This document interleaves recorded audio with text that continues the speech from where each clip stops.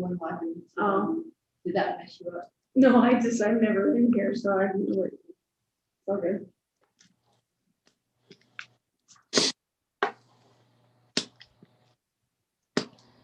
It's 6 o'clock whenever. Okay, just a second, sorry. Something come up. So much for hurrying through this, right? Or you just want? Okay. Oh, no, there's not a public hearing. I just don't want you watching.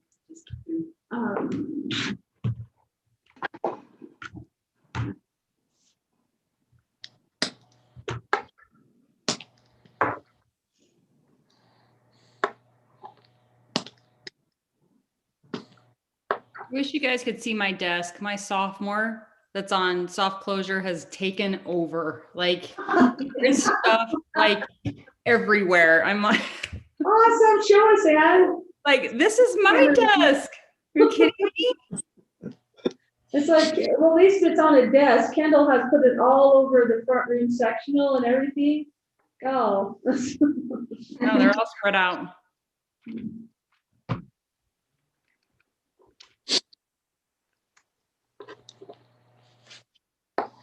You guys hear me talk? Yeah, it was a little bit quiet, but I can kind of hear you. Okay.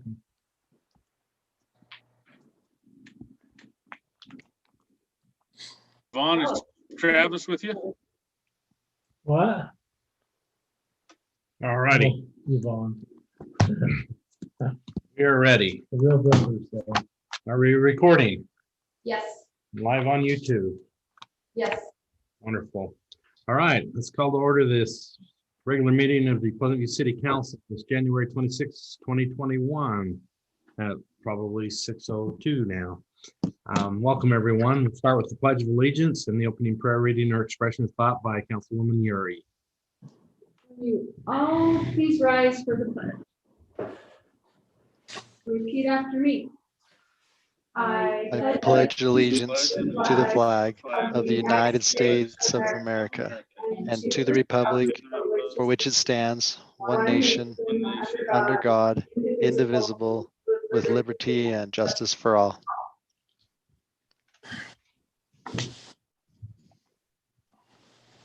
Our kind Father in heaven, we're so grateful to meet together as members of this community and representatives of the people who live here to conduct the city's business. We're grateful for this wonderful city that we live in, for all the people who serve and help protect and keep our streets safe and maintained, and the staff here at the city office. We're so grateful for this nation as well.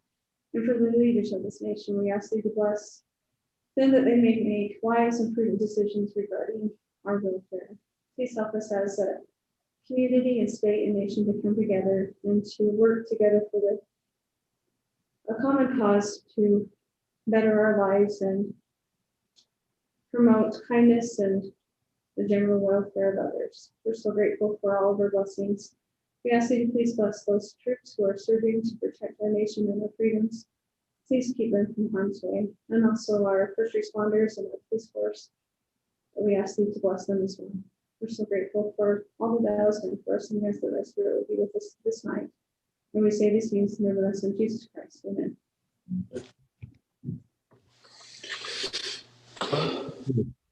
Next item on the agenda is declaration of conflicts of interest, if there are any. In the council. Seeing none, we'll move to comments and questions for the mayor and council.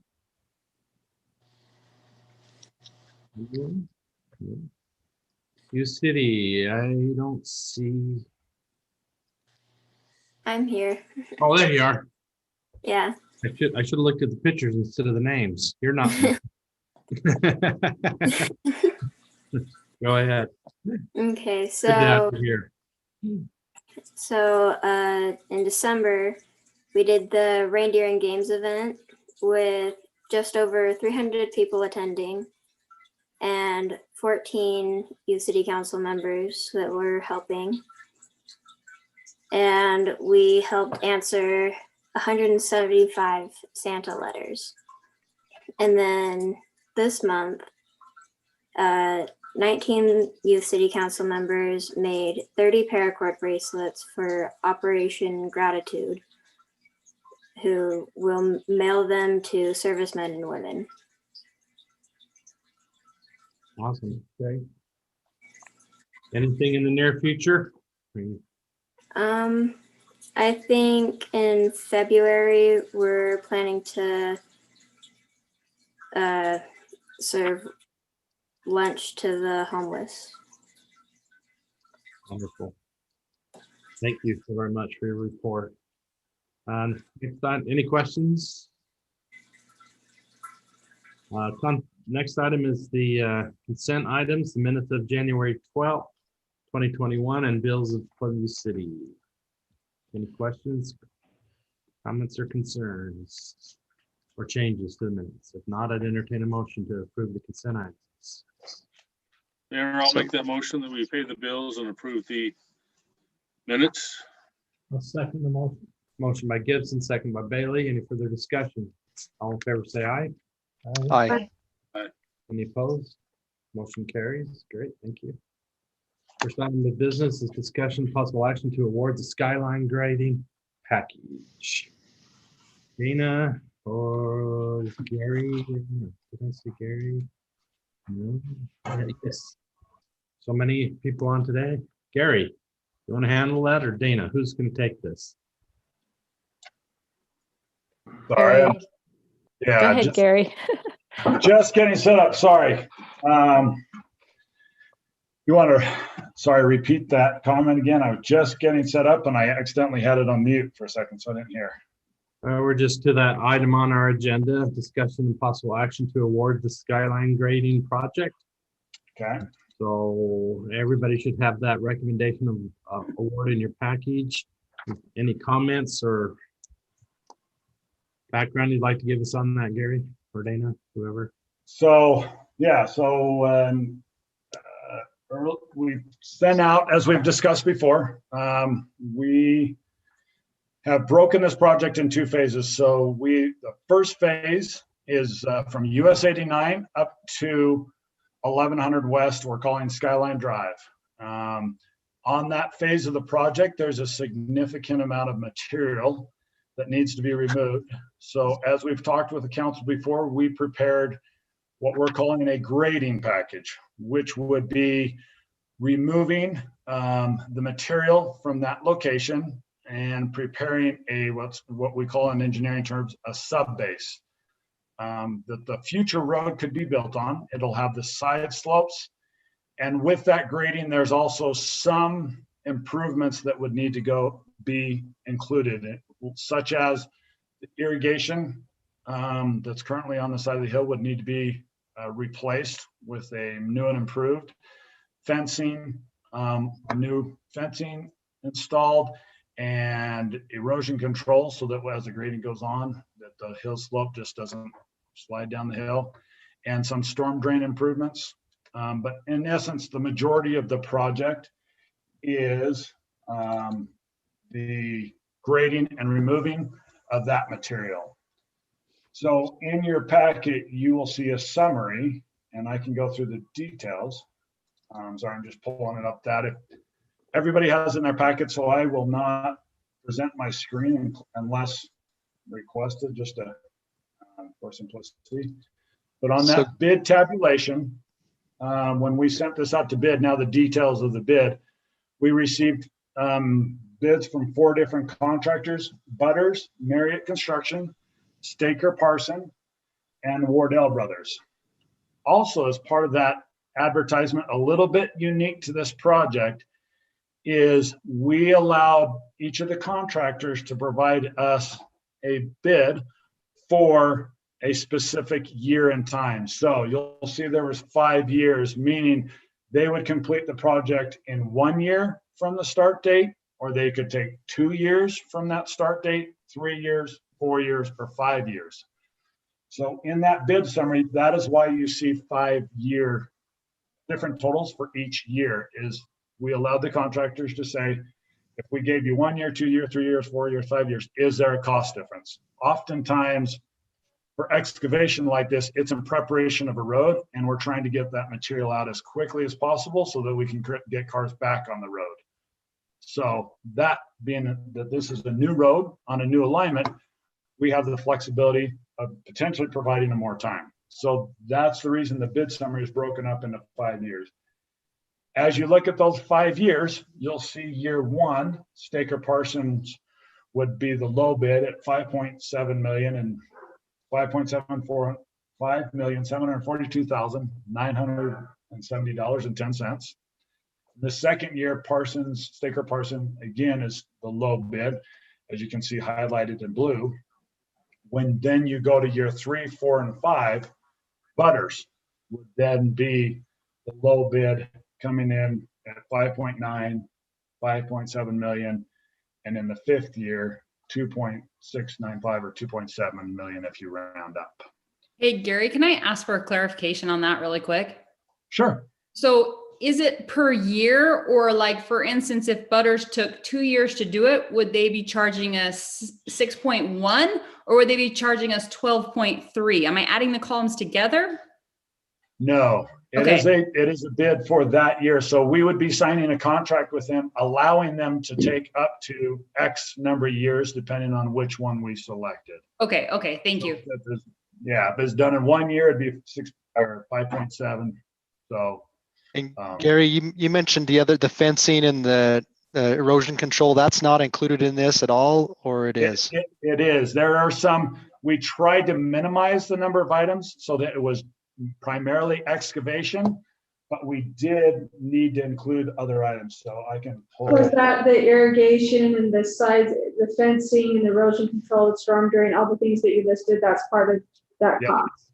Yeah, those are the other items that we basically had to put in if we're going to remove this material, so that we don't create any issues on the slopes to the hillside. Those people that are farming, that we can reestablish those lines so that what isn't being acquired with this project, they can continue to use as it is today. The irrigation line, we have to reestablish that because we'll be lowering the ground there. So reestablishing that connection from end to end of the project. So items like that were really pertinent to allow the grading to occur. Mayor, I have a question. Go ahead, Steve. Gary, honestly, this is more expensive than I thought it would be. Are we, we're talking about using or having these companies utilize some of this product for the new West Davis corridor or whatever it is. I mean, is this where you thought it would be? I mean, or am I just way out of line in my thinking of, because we were going to sell the product back or have some value in that kind of that cost share with these contractors. Is that happening, or are we being taken advantage of? Yeah, good question. Excellent question. Yes, we are taking advantage of that. So let me back up a little bit. Something that's not in your packet. We applied for WFRC funding again for this project in December. As part of that, we put a cost estimate together. The cost estimate, even putting a low end on the excavating the material, was around 10.5, 11 million alone just for that. Okay. So it's hard to say what the value of the material is, right? That's part of the reason we bid it the way we did, is because what I think it's worth and what you think it's worth depends on your use of it. So I can tell you right now, Staker Parsons was the selected contractor for West Davis corridor. And I know the amount of material they need, even if they took everything that we're excavating on Skyline Drive, it would only take care of a third of the material they need on West Davis corridor. So we're really getting possibly $5 to $6 million worth of value for the rock. Is that fair to say? I would say it's a little. We've probably got about $1 million to $1.5 million in hard costs, be it fencing, the irrigation improvements. So you take about $1 million to $1.5 million, depending on the bid, and that's the value of that material that you're getting off the hillside, depending on the contractor and you look at their bids. If that makes sense. But Yeah, we've got about $1 million and $1.5 million to improvements that would stay on the site when this project is done. So if we have the money available and want to get it done as quick as we can, without putting it out over a 5-year period, we should go with Staker Parsons. If the money's available, get it done in a year and have a road bed. Yep. Right? Correct. That's why the recommendation was worded the way it was, depending on funding availability. We have been given from Weaver County. Did we get the funding? Well, let me tell you what we have in funding right now. We have $250,000 from Weaver County, which allowed us to take this project out for advertisement and know what's the true cost we're looking at. We need to go secure additional funding, be it requesting it from Weaver County, or if the city has other resources from funding as well. But yeah, we need to go secure that additional funding still. And may I ask a question? Just a second, Kevin first, and then. Okay. Yeah, Gary, could you address this question? As I look at this, these the 5-year options. The 5-year options are priced so differently. There's a huge range. Is there any penalty if they finished early? For example, if we awarded the contract to Butters for the 5-year thing and they decided, hey, we really want to move the material, and we did it in 3 years, are they penalized in any way, or is that just to their advantage? No, we're giving them up to 5 years is what we're agreeing to. Okay. Sorry. Sarah? Oh gosh, I just lost my train of thought. So really they stand to gain quite a profit, any of these vendors who have bid for this. And so not vendors, any of these companies who is with the product, we don't know the value of it. And this is just a rough estimate of what it could be. This is the current value today. Okay. For the way they could potentially use the material based on those bidders. You could do it every 6 months, and it may change depending on what any contractor has the needs for at any given time. But I think, it's similar. It's a supply demand. Is there a limitation, or Mayor, excuse me, I apologize, Mayor, can I take another second?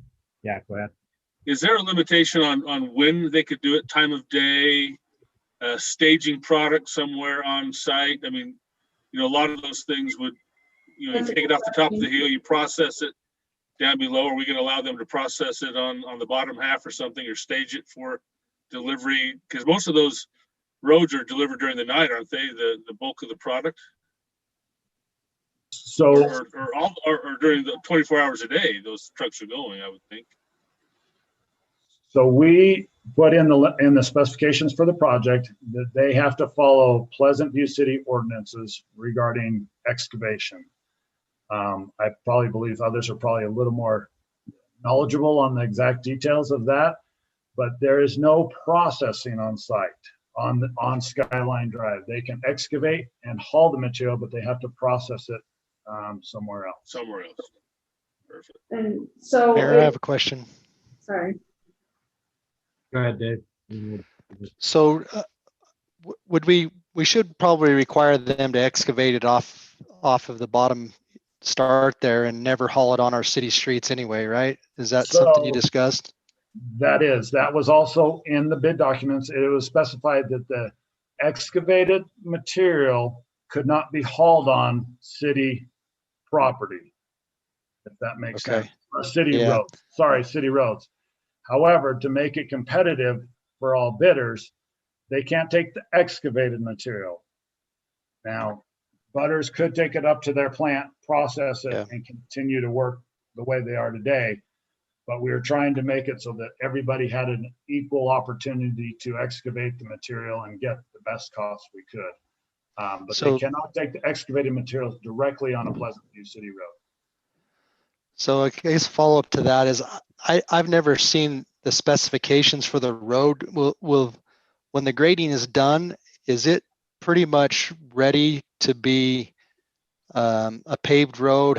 How wide is the road and the easement? I know the easement's probably, I'm guessing it's 60 feet or more, but how wide is the road and what materials will it be graded with when, and is it ready? I guess I don't know what has to be done prior to paving, but No, I understand what you're saying. So the intent of this, yes, is to take it to the point where when this project's done, they put what's called untreated base course, so the layer right below the asphalt down, put on asphalt and pave it. Plus, we also have to install utility lines or other things like that we want in this road for future needs. I would call it a rough grade for the finished road surface. So from there, it shouldn't be a lot of grading. It should primarily be installation of utilities, storm drain, preparing the road, and putting asphalt down. Mayor, I have a question. Go ahead.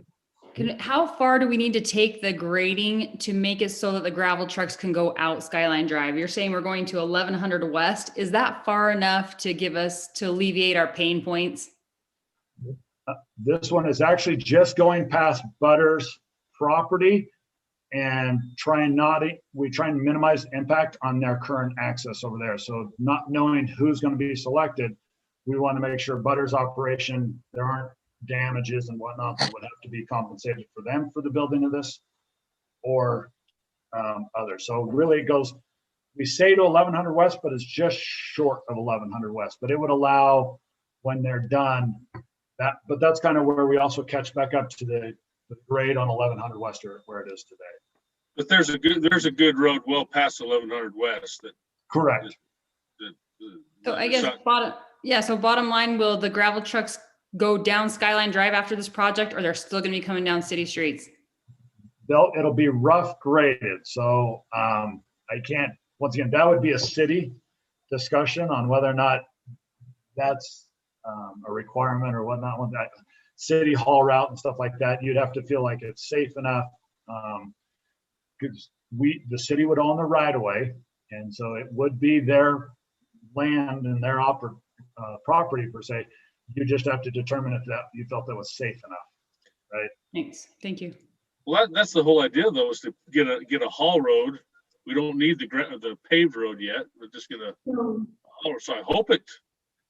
And if that's a discussion amongst the city council, as long as we do it, because we talked about this before, that the rough grade, the rough road would be there for some time before we could afford to do, asphalt or whatever. And so as long as it was to city standards as far as the width and all the utilities and stuff, that, I think that we understood that before, that would be definitely something that we would look at, right?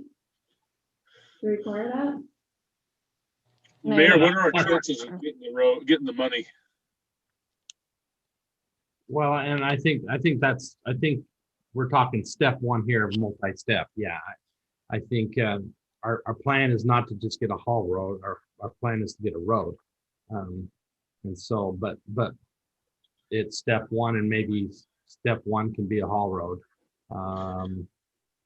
But we got to keep. What are our chances of getting $5.7 million from Weaver County? I don't know. I mean, we're on their list, so hopefully good.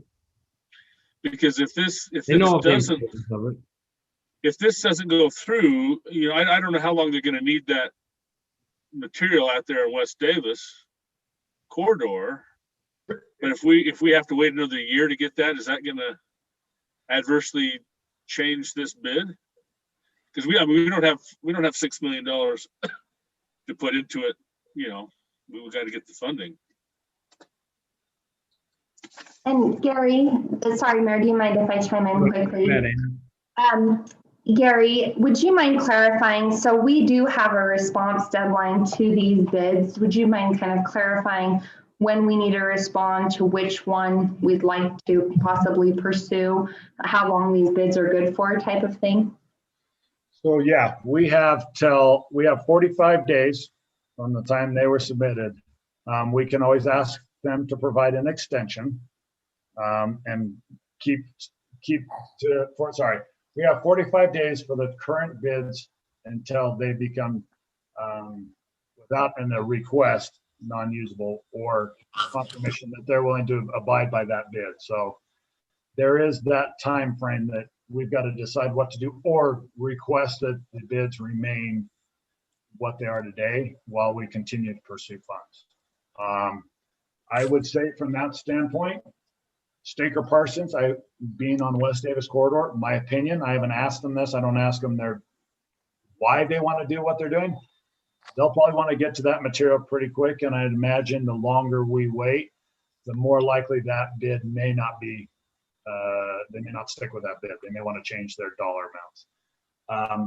Butters, as you can tell, they said, yeah, give me as much time as possible. I don't have, from my interpretation is I don't have a specific place to take that material, but I would love to have the material.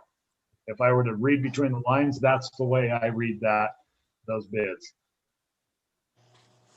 So the period of performance for does the period of performance for this contract start upon contract award? Yes and no.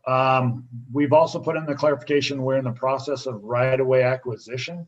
And so we've said the date they gave us a date that they would like to start. Most of them said February 1st. We said, however, it's contingent upon right-of-way. And when we get right-of-way, then it would be 14 days after that. Well, if we go with like, let's say, for example, we say 5 years, because that's all we can afford. And then we got 5 years to find the money. I know everybody wants it sooner than that, but we got to be realistic. To Steve's point is we got to get the money, and it might take us a little bit to get that money. So they wouldn't start February 1st, obviously. What about progress payments? And the reason I'm thinking this is I look at Butter's bid, which is like, first step, we double check with them to be sure that that's right in year 5. And second, if we allow them to start and they start moving material, do we owe them progress payments, or is this amount due on completion? No, there are progress payments as they complete installation of certain items. However, some of those items that need to be installed, it's going to take a while for them to get to that location and do much installation. So the first would be the removal of that material. And so we have a schedule then that shows when the progress payments are due and what work needs to be done to get there. Yeah, if we were to proceed with whichever bid we proceed with, that's one of the first things we'd ask the contractor to provide us is, could you kind of give us an outline of your schedule and what anticipated payment schedule so that we could plan accordingly? Okay. But until we award it, we tend not to ask them for that effort. So really what we need to decide is whether we want to wait 5 years or whether we want to do it right now. I mean, That's kind of what it comes down it to. comes down to that and the money, right? And the money. The only way I would say we can do it right now is if the city wants to go and bond for that amount of money. We'll all get linked. Yeah. I know So how do we find out about what's available from Weber County? How does that work? Mayor, if I may, I contacted Brooke at WACOG, and she said that construction funding, they'll be opening 2024 applications this year. So no construction funds will be available until the 2024 cycle. So Mayor, if we were to pursue a bond, I mean, what kind of, are we looking at a super low interest rate, just like interest rates are right now? Because if we get a rate that's like 1-2%, I mean, that's good.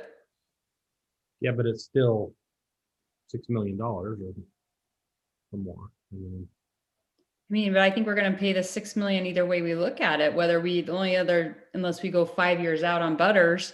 But I don't know that we want to go out 5 years.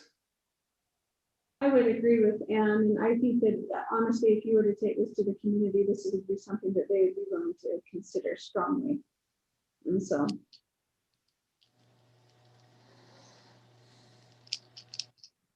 Are there any other funding sources other than WACOG?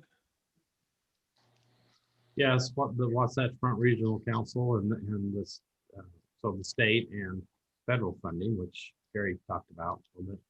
Yeah, so the challenge with Wasatch Front Regional Council, which is also the federal funding, that they're kind of the source for federal funding.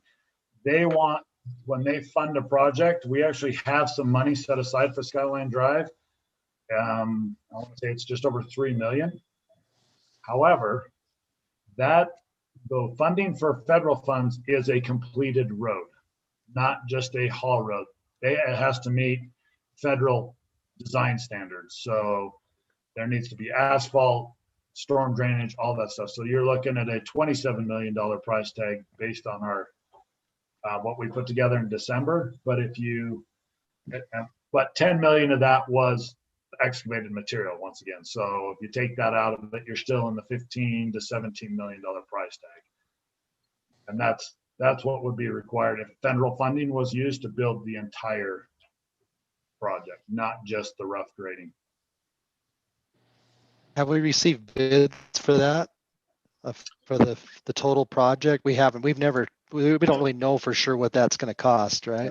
Currently, those are engineers' estimates as we've applied for funding from WFRC based on the methodologies that they have in place. So we fill out their documents, and that's what it comes in. I'll be honest, I think there's a little bit of contingency in that, but that's because they've gotten bitten many times as cities apply for money, project comes up, then they don't have enough money and they got to somehow try and get more, and the cities don't have it. So they put a decent amount of contingency in that price. So, but when we ran the numbers in December and applied for additional WFRC money, it was for just Skyline Drive phase 1, it was 27 million.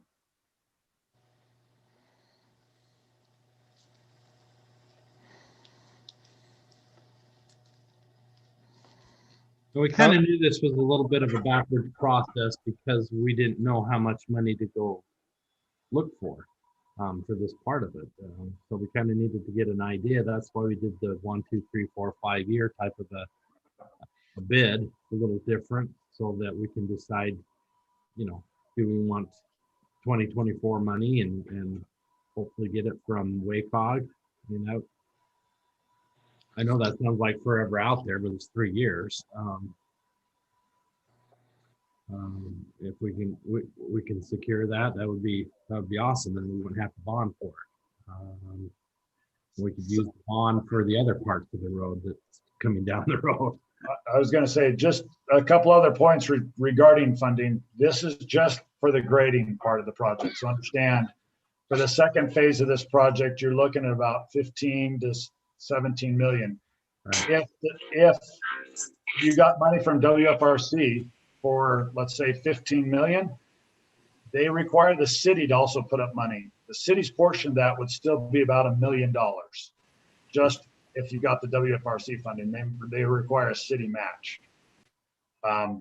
Plus, these dollars don't include sewer or water up this roadway as well, which I know, in talking with Dana and talking with the city, that is obviously of interest because of the road is going to service future development. So understand when you talk about this road, there are other items that need funding for construction. And yeah, where that, I'm not, like I said, I'm not getting the cities. I just want you to be fully aware of other funding needs associated with this road. Right. That's why I said, well, then we could use our bond to secure either phase 2, phase 3, wherever we go from here. Every penny we get paid by somebody else is something we're not gonna have to pay for. So, given what Gary just said, I think it's the fiscally responsible thing to do to get the biggest bang for our buck. I realize that time is an issue. And the roads all scare us, and as they should. But given the fact that we still have a large amount of money to raise and to obtain, I would make a motion that we accept the bid from Butters for 2.695 112 for the 5-year option. That would do a couple of things for us. It would allow us time to obtain the money. I'm betting on the fact that Butters is going to process it faster than that. They've got a dog in the fight. And I think that we'll see that they will execute much faster than 5 years, but at least I would hope so. So I'd make a motion that we accept their bid as outlined on the bid summary for Skyline Drive grading package bid.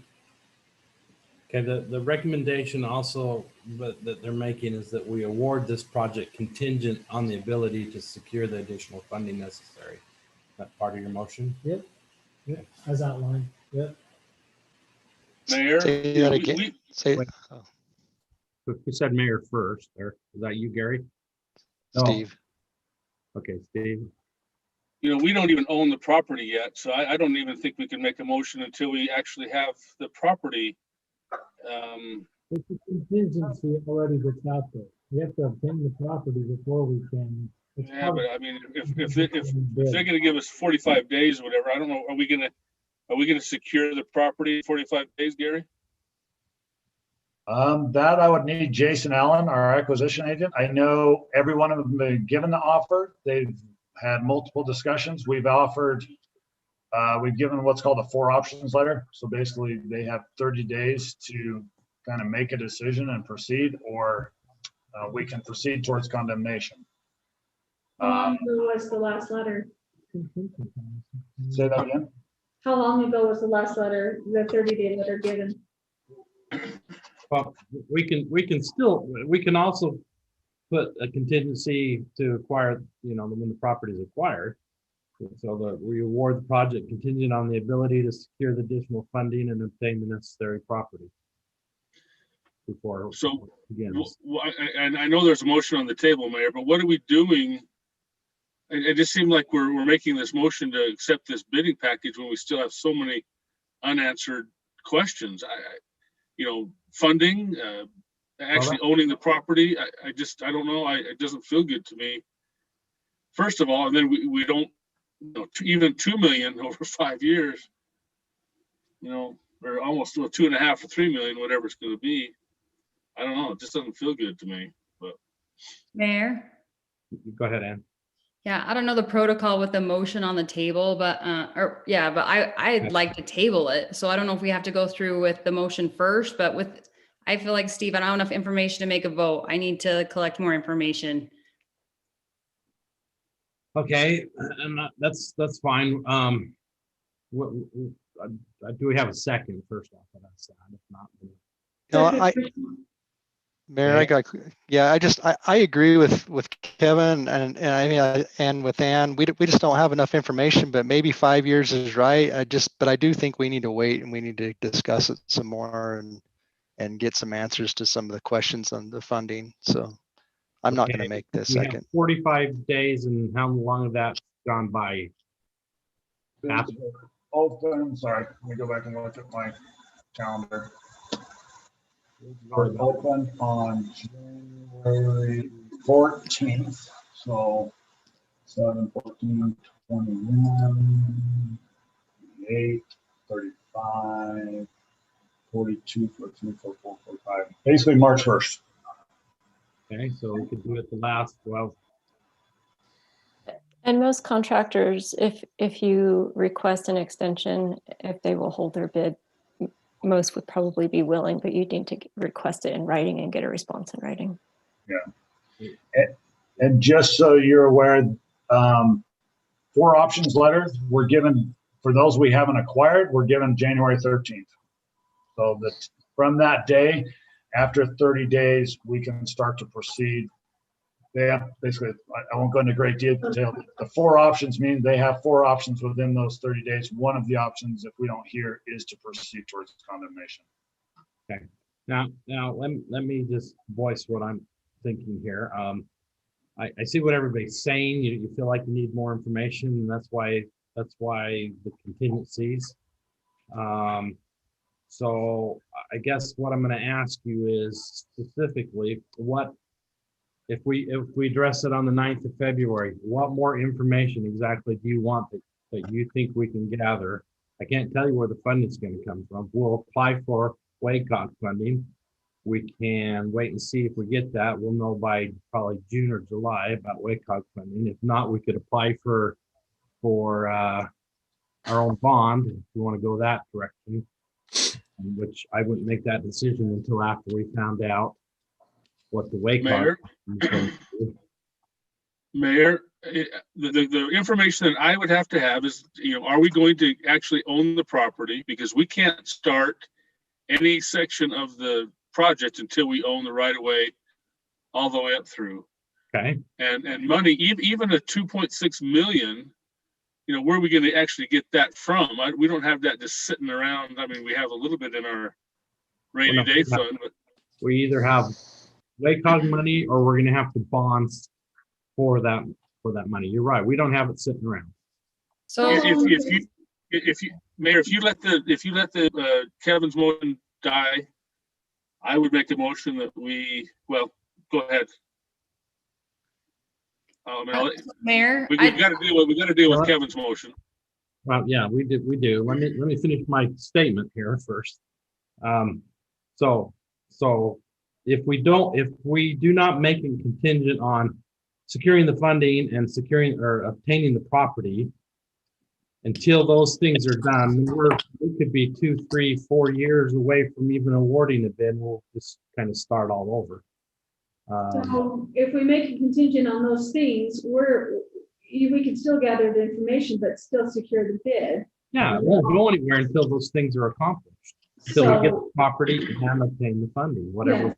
We And use. so I'm actually prepared to second Kevin's motion. If we add those contingencies in his motion of securing the property, what were the other things that we need to make sure? Contingent on the funding. obtaining the additional funding and securing the property. Yes, I will second Kevin's motion because we have time to gather the information. If those things aren't done, then the bid, then the contract is null and void. But we need to move forward and have that contractual obligation as we, to proceed. So I would second Kevin's motion.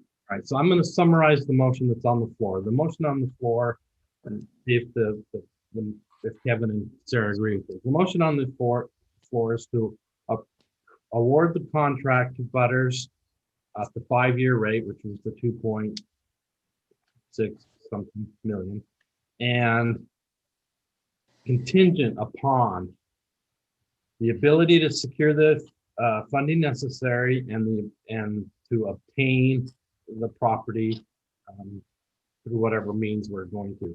That basically gives us 5 years to accomplish those 2 tasks before Butters. And if we don't accomplish it and 5 years gets here, then project's dead because we did not satisfy those contingencies. Is that correct, Kevin? Is that how you understand your motion? It makes me ask a question. Okay. That's what I said, Yeah. yes, but if I'm not sure that it gives us 5 years to secure the funding, because they're gonna start right now. No, they can't start. Well, If they we can't start until the it's period of contingent. performance wouldn't start until we own the property. and have the money. Is there some sort of clarification? Gary's shaking his head. Yeah. We asked Let me him clarify. to be here. So the contract documents require that they can't touch they can't get on the property until it's acquired. So they are contingent upon access until that's acquired. If we award the bid, you're agreeing to a contractual financial situation for $2.695 million. with the contingency, they can't get on the property until it's acquired. But you are agreeing to pay 2.7 million for simplicity to Butters for the excavation of this material plus the other elements that come with the project. You don't have, I will say to clarify, it's not 5 years when they install or they remove a certain amount of material. It's a unit, what's called a unit price. When they remove X amount of material, they get paid for that X amount of material, typically monthly draws. Okay, Okay. So- not all up front. It's Let's just talk for the about one- Yeah, it's Let's not talk a about one-time the- payment. Yeah, Let's talk about the contingency that was in the recommendation. And that is contingent on the ability to secure additional funding necessary. So we don't pay So until they can they start. start until we have the money in hand and the property in hand? That's Right. basically the motion on the floor. Money in hand, property in hand, you can start at the 5-year price. That's the motion as I understand it on the floor. Mayor, I have a question. Is that right, Gary? that's what, yes, once again, from the motion I heard, that's what I understood is once we've secured property and secured the funding, then we would award this contract. So as part of that, I would ask that you say, also ask Butters to extend their bid price just in case it takes longer than 45 days to get the answer on the funding. Now, we can put this off for 2 weeks if you want. We can, but I mean, sometime before March 1st, we need to make a decision and ask them to either extend or whatever. And then we got to start working on obtaining the money and obtaining the property, which is all in motion, but. So Mayor? is that added to No, his motion then? 45 days and we know now. We've been doing this for years, people. Yeah, I agree. Mayor, can I make a comment? I don't know if we'll know any more in 45 days or not either. Go ahead, Ann. Yeah, so for me, it's going to be difficult to make a decision between the fund, like the different quotes, because I don't have all the information on like, so if we do get a bond, if we do get different financing, I may make a different decision. I mean, maybe we look at getting the bond for the whole ball of wax. I don't know. Like, I just feel like if we can just put it off for 2 weeks on the decision, we can make a more informed decision. And we may even change which company we go with, you know? Okay. Dave had a comment first. And then. Yeah, I mean, just my question is, what do the citizens of Pleasant View want as far as timing? I mean, we've been talking about moving this along and making it happen, and I kind of agree with the 5-year moving it out there, but I don't know, maybe people are willing to spend the money to Well, can't we move it apply forward, for- and they're Can't we apply? for tired the enough bond? that hey, we want to move this. And If that ends up being something that we need to do, we can still move forward with the bond within the meantime, can't we? Mayor, Yeah, it's all contingent. so $3 million. Mayor, I realize, yeah, I realize that people are going to want the group that live along the Hall route want, and I'm sensitive to that. I get it. They want it sooner than later. But the other 10,000 people in the city, I'm not sure they want to spend or pay for a $6 million, $6.5 million, $7 million bond when they could have had it for 2.6 million. That's just being brutally honest. I mean, they all got to. yeah, I agree with that. Mayor. Okay. One thing, if we award it to Butters, we're going to have a whole lot more traffic on our roads for 5 years. Because if they have to process it on their site, then all that trucks, all that stuff's going to come down down 500. Think of the thousands of trucks that are going to come down 500 if we award it to Butters. If we award it to Staker Parsons and do a bond or something, they'll process it over in their pit by Rocky Point. I don't feel good about it. I will be voting no on the motion as it goes forward, but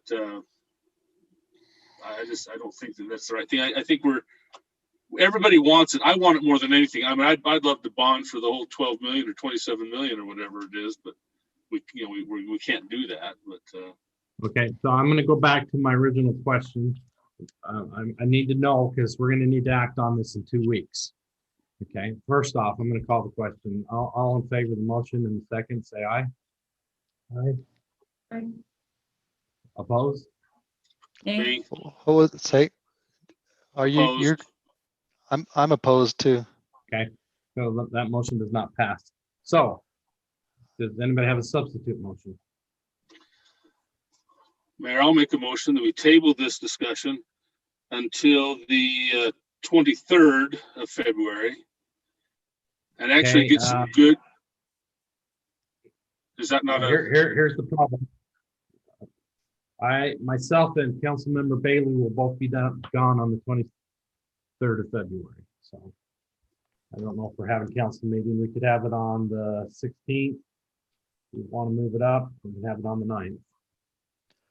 If they'll extend, if they'll extend. No, I've got it scheduled as the 23rd. I was not told that we were canceling the 23rd. Yeah. So anyway. That's not the next council meeting though, is it? Next council meeting is the 9th. Right. 9th. But I think, well, anyway, I'll make my motion to table it then, because I mean, if we have to do it the 1st, I'm just not prepared to do it tonight. So I'll make a motion to count. I don't know if we can get all the information by the 9th, honestly, but we need to see, I need to have a better idea of our property and where we're going. If we're going to have to condemn it, that's going to take a whole long time. And so this is a moot point anyway. And if I think we need to look into how much bonding is, you know, How long does the bonding process usually take? Yeah, it's not. Can a- somebody- can if somebody answer that? Contingent on us acquiring the property. We have to have the property before the bid is secured, before that we are on contract with them.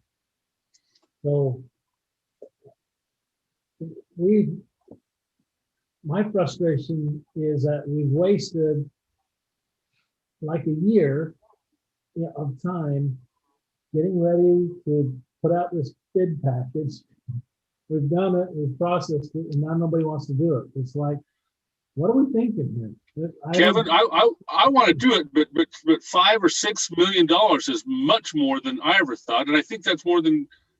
I mean, we had no idea how much the rock would be worth. I mean, I was hoping that they'd say, okay, we're just going to take all the rock and we'll charge you $1 million to process it, and we're going to make all this money off all the rock, and that's going to be good. That's what I was thinking could happen.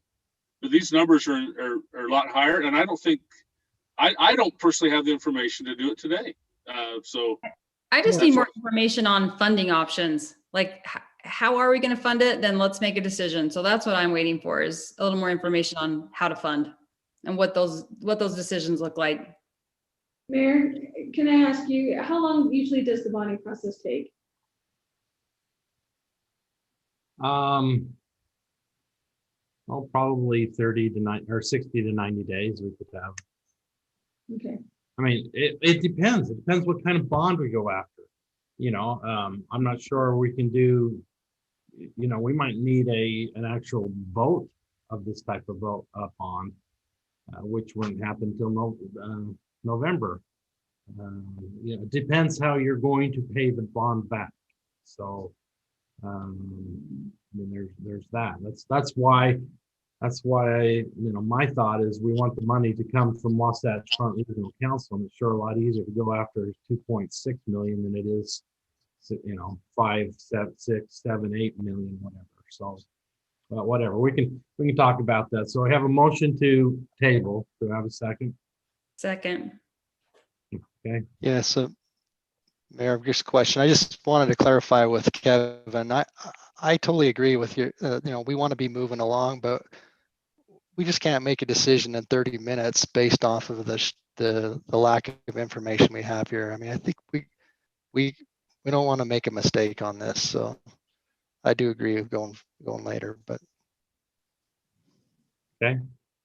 We'll try to put again, I'm not sure what I'm going to put together to give you, but if you can send me very specific questions as what you want, we will try to get it wrapped up before March 1st. All in favor, say aye. Aye. Aye. Motion carries. Gary? Yeah. And I know we don't want to talk about property acquisition in an open meeting like this, but can we get some, I mean, if they was due on the 13th, that's long since passed. Can we get an update on that? We submitted, we gave them letters, certified letters on January 13th. So they have 30 days from that time to respond. Oh, 30, okay, I apologize. I thought that was when it was due. No. So they've been given, the property owners that we were not able to acquire the property already have been given those 4 option letters. So that process to move it along is happening. So just so I understand, at the February 9th meeting, come back with a little more explanation maybe on funding options, and then an update on property acquisition, where we're at and what the status is. And that, okay. And maybe a little more information on 1 year, 2 year, 3 or 4, 5 years. I mean, is that a realistic time frame just to put it 5 years? I mean, I agree with the mayor. We're going to have a hard enough time with, other than the core people that are affected by the trucks, wanting to spend $6 or $7 million or $27 million, whatever it is. So we have to be able to, understand where that money is going, and if a 5-year deal is a realistic deal, just to take the stuff off. Kevin talked about they probably will do it a little quicker than that. I don't know. All right, let's move on to item 2, and we'll come back. I mean, we're table that, and we're gonna, those are the kind of things we're gonna find. Discussion possible action to approve Rockwell Estates preliminary subdivision, 9 lots located at approximately 3200 north, between 600 west and 700 west, parcel number 17-059-0133. Jill. Yes. This should be pretty quick, the next few items. So our first one is Rockwell Estates. Yvonne Towns is our applicant, and she is here with us with her contractor and her husband. As you can tell, this long, yellow, narrow rectangle is the location. So it's in between the Teenases and then 700. So just above it, right there we go. You can see where the canal is. Just above there is where Serenity subdivision is. So it'll go straight south from that subdivision. It's a little narrow, but Yvonne was able to, her and her team were able to come up with an actually a really nice subdivision. So the top part, let me go back. So where this road would continue, it'll show 2 lots with a temporary turnaround right here. So, and it is wide enough for frontages. And at the very bottom, in order to be able to have this many lots, you have to have so many feet of frontage for each lot.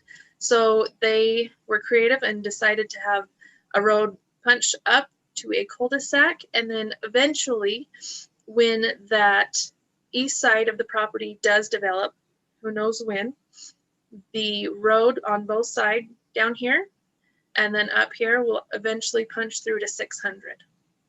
So that's the plan. Parcel A down here would be the detention pond. And hopefully you were able to read your packet. They only have 2 conditions that we're requesting to be approved with the, we're recommending approval with the conditions of the red lines on the plat to be corrected or addressed. The LID and retention report details method of selection of BMPs. Other than that, they have addressed everything that we've requested. The Planning Commission, it was presented to them on the 14th, and the recommendation was to recommend approval to City Council as well. Can I say something, Jill? After that big discussion about Skyline Drive, I don't want to follow that. So I'm proposing that I bring up a $5.7 million check to the city. I mean, don't cash it, but let's just get past all that. I'll bring up a check. Everything is fine. We'll get that through. Don't cash the check until I tell you. But then let's move on to Rockwell Estates because it's going to be fantastic. So Good call, you then. I know this is just a preliminary, but I know I've had some landowners that surround this subdivision on the south end and the east side ask about the fence. Are we going to install a fence, Yvonne? on the which side are you saying? Specifically the south end, which is the snow team short end. Just against any agriculture, I think we need to be sure that we put up a sufficient fence. But I think it's a city ordinance, but I'm not positive. Yes, for RE15 it is. Okay, so you're saying on our bottom retention wall, a fence around that is what you're talking about, or the very south end of the property? I think the city ordinance says that anytime we bump up against agriculture, which would be all of the Tina's property plus the areas on the south end. Well, from what I understand, as far as the Tina's property, they have right now a, what do they call it?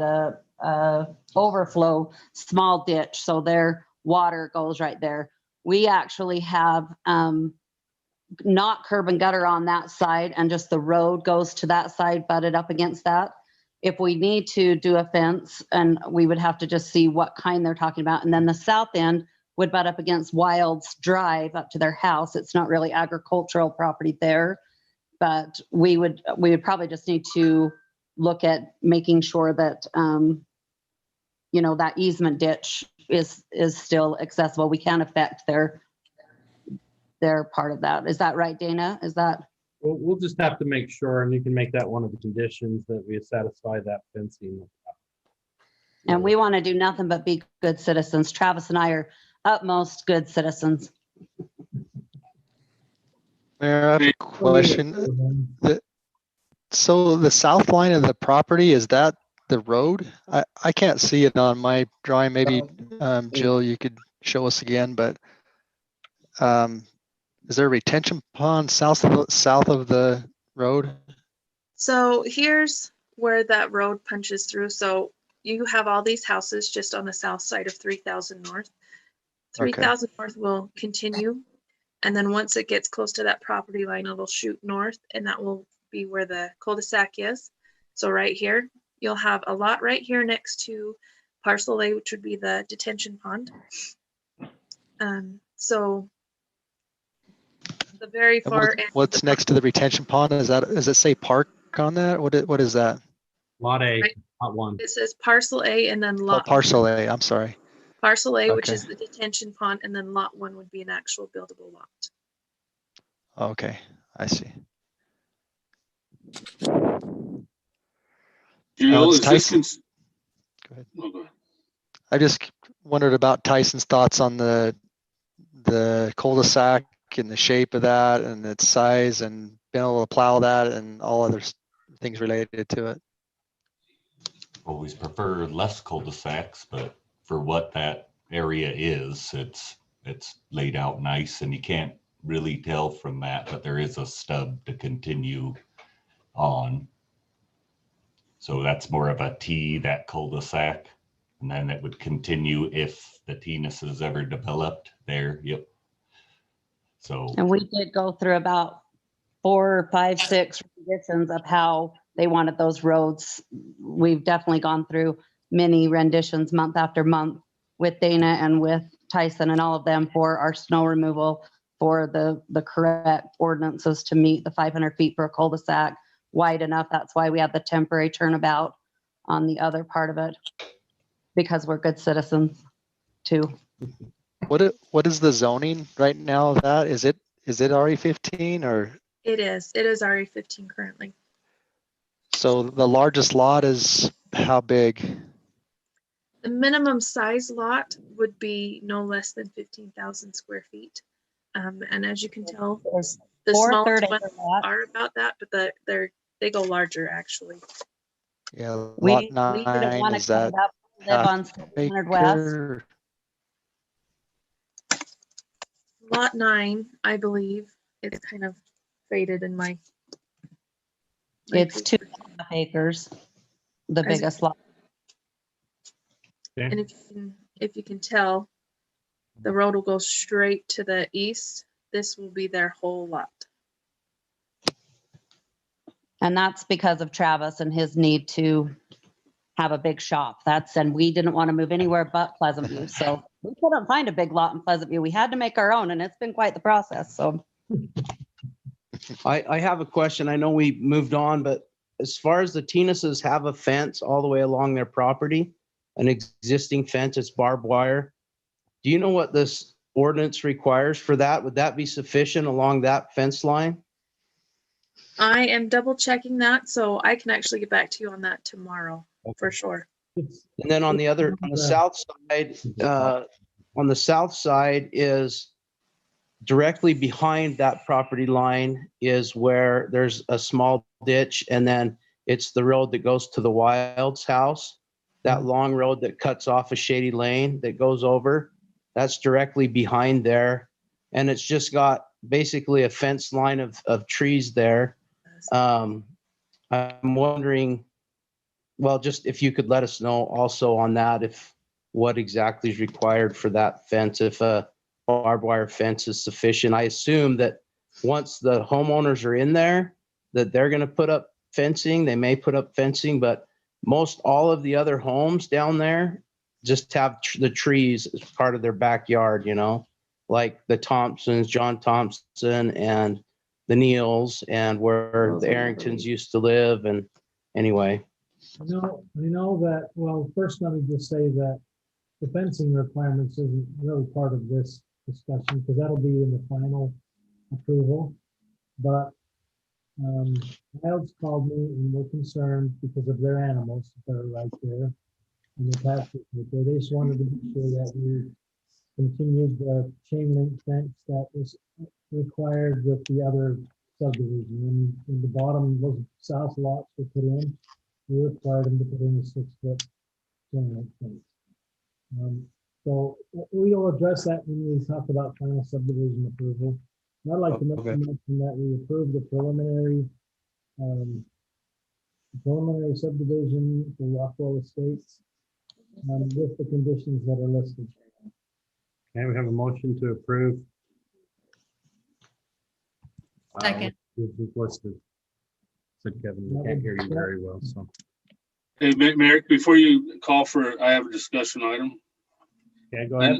And Travis, I absolutely want to support you guys, so I'm not saying this is a negative, but half roads have always been a taboo for us because that half that's not finished can wash away or degrade with time.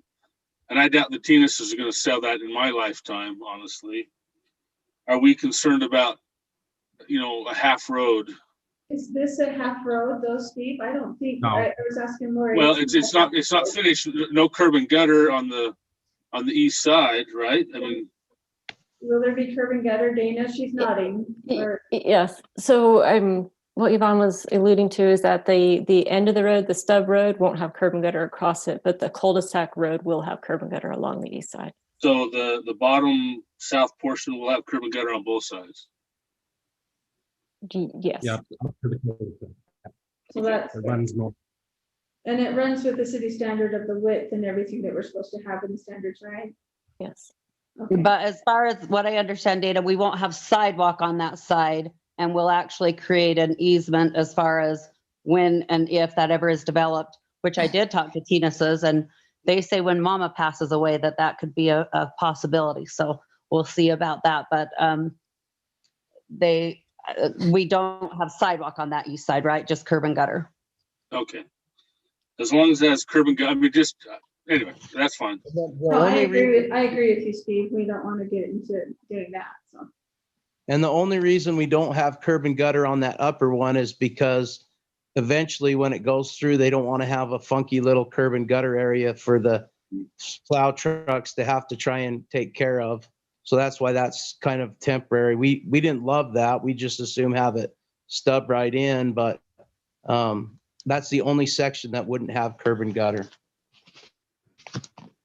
Did I get a second on Kevin's motion?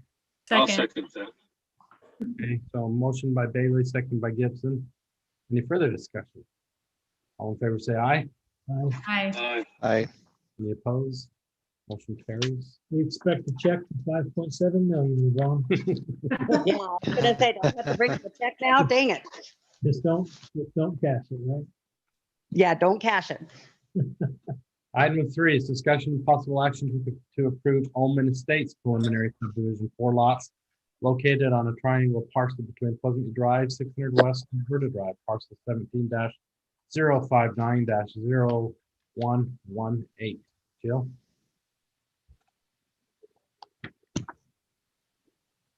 All right. So Derek Ullman is our applicant and he is here with us as well.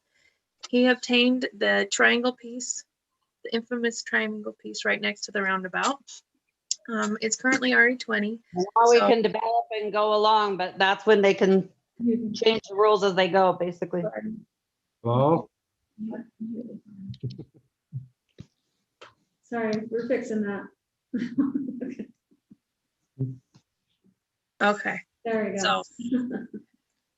So, sorry, Derek Ullman is the applicant. It's 2.26 in acres.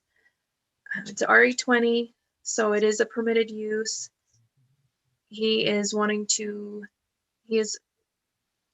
presented a 4-lot subdivision. This is what it would look like. No one would have access off of 600.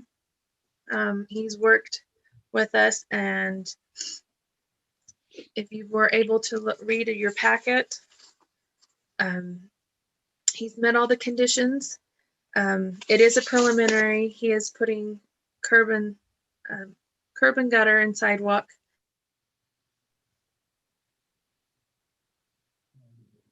Whoops, lost it, Jill. Uh-oh, Jill. That was me. Nope. Jill, you're frozen.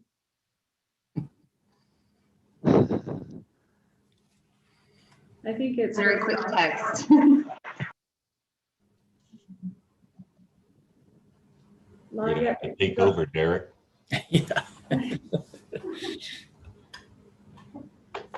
Maybe Dana and Tyson can keep moving for us. Yeah, and I can explain everything. Redoing the current walking trail with a 6-foot concrete sidewalk and curb gutter on Alberta Drive and Pleasant View Drive. And 4 lots. One of them is my personal lot that I'm going to build on.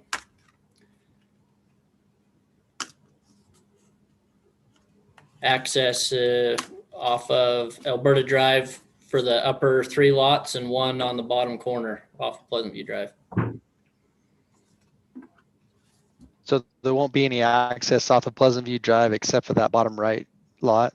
Yeah, and something that came up in planning was the orientations of the homes and the driveways to try and keep them away from the intersections, which we've already incorporated to set the homes as far away from the intersections and the driveways oriented on that side of the home as well. So, and then they did bring up that they don't want any parking on Alberta Drive, which is already the case anyways. It's already posted no parking, which at least on the shoulder as far as in front of the homes. So Eric, I think they also mentioned on Pleasant View Drive as well. 600 also, there's not any parking, but didn't they also mention the planning commission Pleasant View Drive as well? No parking on the street there as well.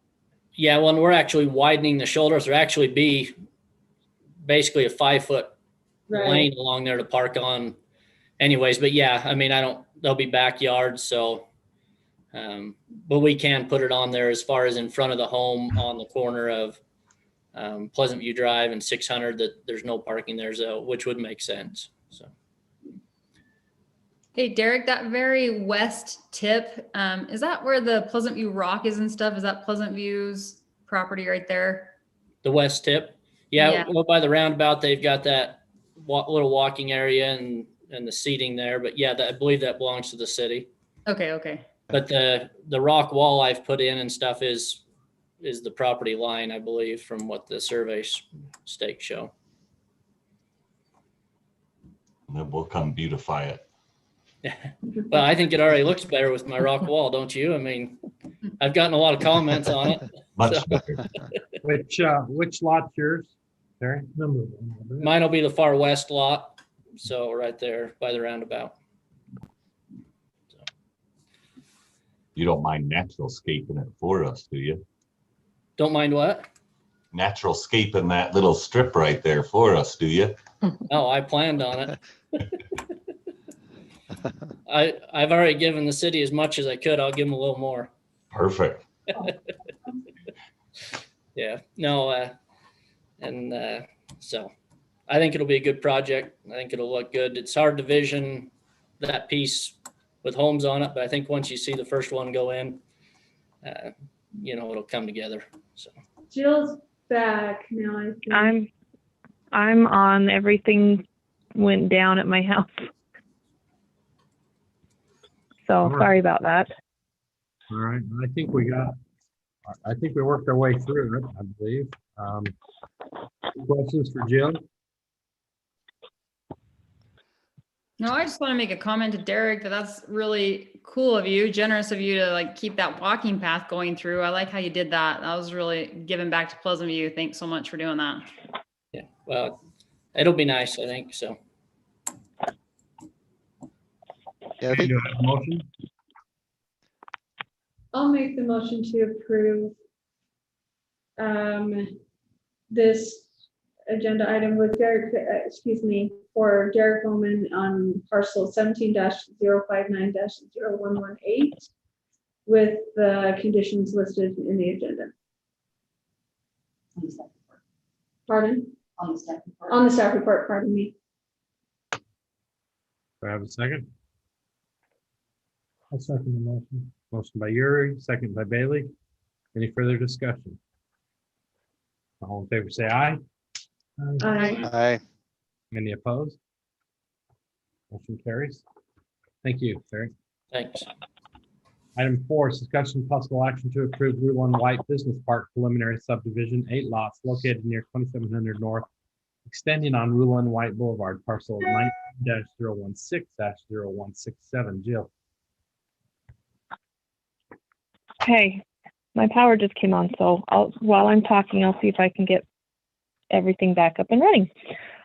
So this is to extend Roulon White, which is down off of 2700, right next to where Dave Chugg's gas station is. What it will do, it will curve up. Hopefully you've got your package right there so you can follow along. It curves up and it's right behind the CSM, or aka Brill. It will have a cul-de-sac and then and start to turn towards our property, which abuts up to to Parkland. It's a 9-lot subdivision, or sorry, 8, not 9, 8-lot subdivision, and we are proposing a recommendation of approval. Planning Commission did as well. There's just some red lines that we are needing corrected. They have made all the other major modifications that we've asked. And this is the final plat. And we are actually going to be working with them to make sure this is a good quality road, especially for the trucks that will end up using it. And sorry, I don't have my computer. It's not pulling up fast enough, or else I can show you everything. Do you want me to pull up the packet, I think. Any questions? The only Does that go right up to CSM? So this, the lot 1, that's right, CSM property? Lot 1 is right behind CSM. Tyson Lund, who's the applicant, he's on, and they actually purchased all this land from CSM, so they are the owners, and that's why they're doing the subdivision to separate from CSM. Yeah, so the lot or the property south of lot 1 is CSM. Is that correct, like Tyson? Yes. Yeah, okay. Yep. Jill, did you say we own, the city owns some property there, or? So right off of Parkland, right where the Rulon White will start curving into, like as if it would connect to Parkland, that's our property right there. Lot. So eventually we will tie and connect that to Parkland, but that would be our property. This is for their subdivision. This is for the subdivision and not the road, but that road will continue and when it's built, connect to Parkland. Mayor, would you like me to share the plat? Thank you, Dana. Sure. Kevin had a question. Dana, is the grayed out area where the railroad comes along the east side of those lots, is that just a right of way for the railroad? Oh, that's shaded in The gray? shaded in gray area? With lots 4, 3, and 1? That is so there's a railroad spur that breaks off the main, and that is an easement for the spur. Okay. Good question. Mayor, I'll make a motion that we approve the Rulon White Business Park preliminary subdivision, parcel number 19-016-0167. I'll second that, Mayor. Okay, motion by Arrington, second by Gibson. Any further discussion? With the conditions in the staff report, Ann? Thank you. Yes, with the conditions that are on the staff report. Question I have is what zoning is it currently right now? It's a C2? MP1. MP1. MP1. And that, Okay, have a motion and a second. I believe it was Arrington and Gibson. All in favor, say aye. Aye. Any opposed? Tyson, do you have any takers on any of them yet? Yeah, we've actually had a lot of interest on the different lots. We're kind of working through, penciling them together and seeing kind of how they'll fit and where people will work best. There's a lot of interest on the existing Parkland users and people in the area. I think it'll turn out to be a really good end product. What is your overall look for that? I mean, is it office, industrial, restaurants? Restaurants, Super Target, Costco. No, we wish. I think we all wish that was the case. No, it'll be a lot of the same as what's on Parkland Boulevard right now, the nicer buildings. We're working through the CCNR drafts and that kind of stuff to make sure it is nice, but it'll definitely be more on the industrial manufacturing side of the spectrum than the real true retail side. I just hope that it's a nice uniform look as you go through that park. Yeah, we want that too. Hate to have it be just a mismatch of everything. So agreed. Hopefully that is, anyway. An industrial restaurant. There you go. Yeah, exactly. All right, item 5 is discussion and possible action to approve the Technical Planning Assistance Program Funds Co-op agreement with Utah Department of Transportation in the amount of $36,000 with matching funds of $4,000. Amy and Dana, whoever wants to. I'll hop on first, Dana, and then if you want to add in. Sorry, did someone else have something to say? Yeah. Can I just ask the mayor? We have a guest presenter on the RDA, Randy Sant. He has another meeting at 8. After this agenda item, can we go to the RDA and invite Randy, and then he can leave before his next meeting? I believe that would be a great idea. Okay. Thank you. Okay.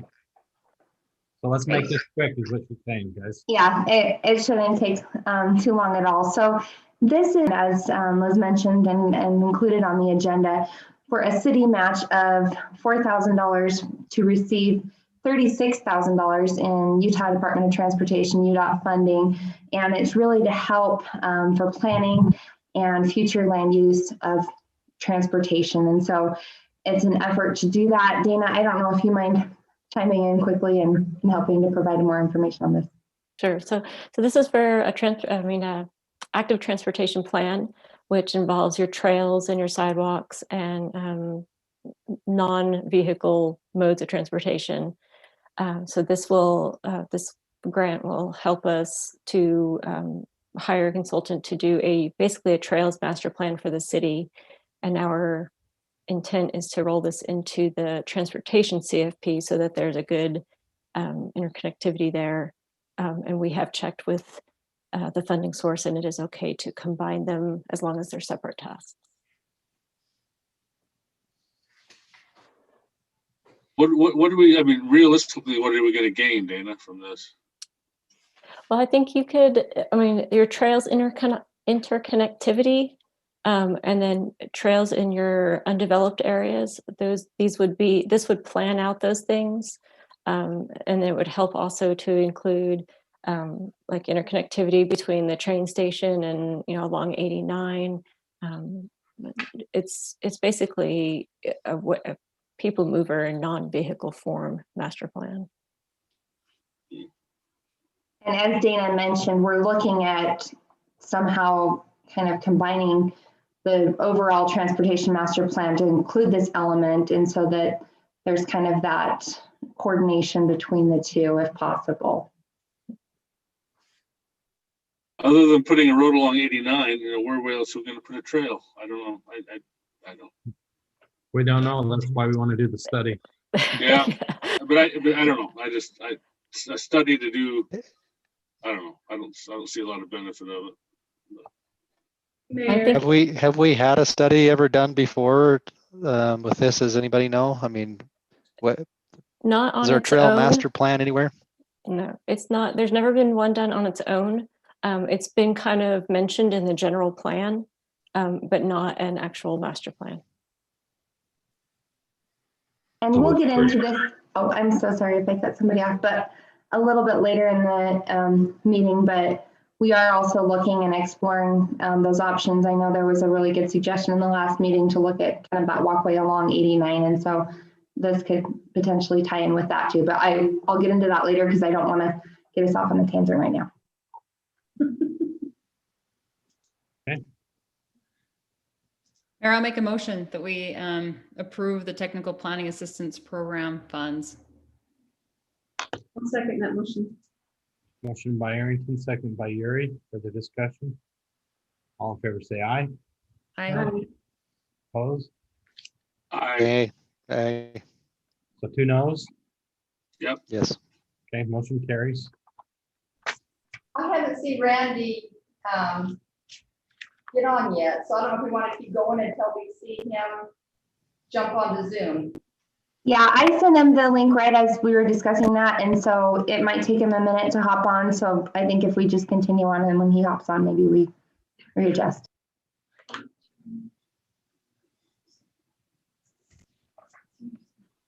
Okay, item 6 is the Founder's Day.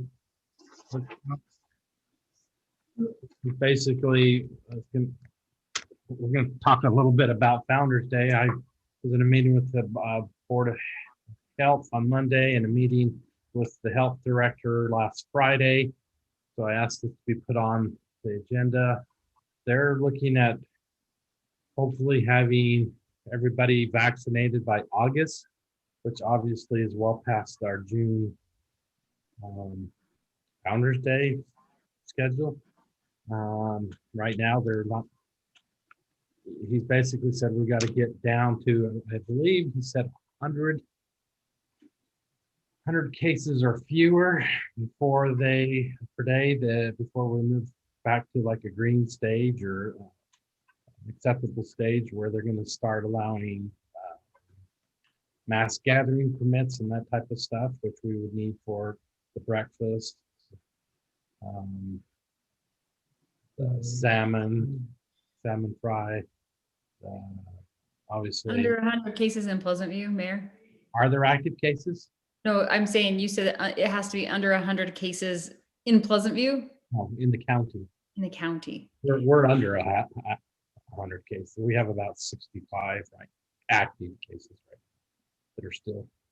Okay. So a long ways to go. Anyway, so I don't know, something for you to think about between now and I think there's a meeting scheduled soon. So are you Yes. looking, what are you looking for from us as far as like just kind of informative, this is what's going on and as we move forward, or?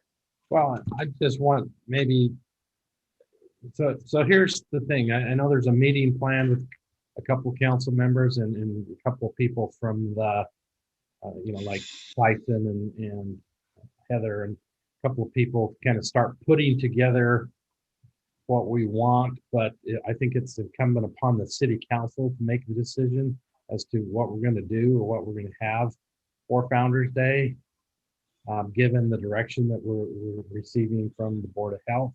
I don't know what that looks like. What's your thoughts as to what you think Founders Day should look like this year? Not what your hope is, but what your thoughts should. I think that I've heard this line before tonight. But Kevin, I can't hear you very well. Can you talk louder? I really can't hear you. I'm hard of hearing, but you're muffled. Okay, I'll move over here. Is Awesome. that better? Yes. Okay. I heard this line once before tonight, but I don't think we have enough information, honestly, to really make decisions for Founders Day. I know that everybody wants to go gung ho. We wanted to last year, but and we can plan to a certain degree, but I don't know that we're going to be allowed to execute the way we want to.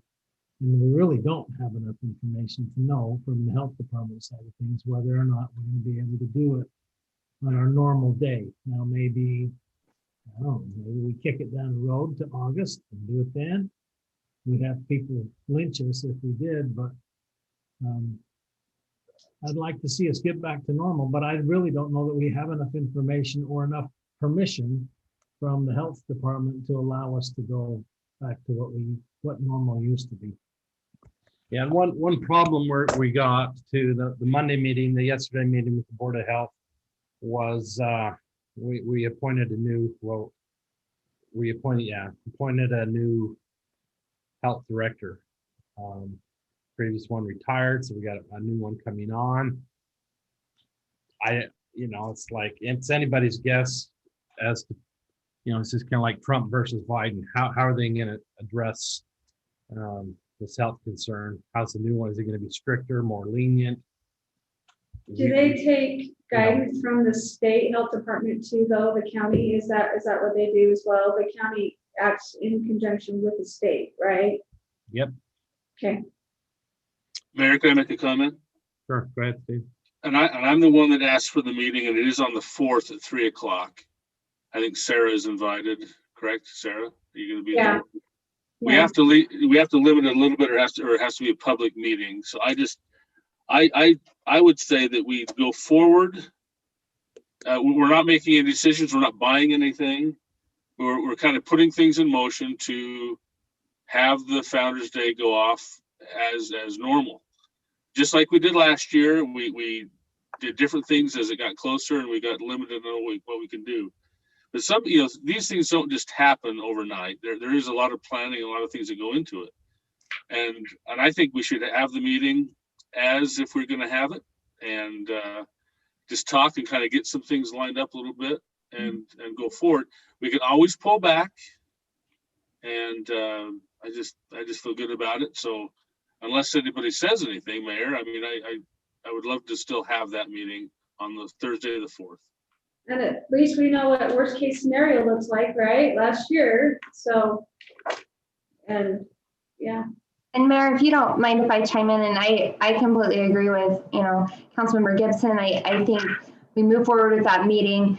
Just in some discussions with staff, I think we were maybe looking, and I don't know what the council feels about this, but of mapping out 2 different approaches, and one of them might be similar to last year, but maybe there's room for some expansion or something with some of the health protocol, I don't know.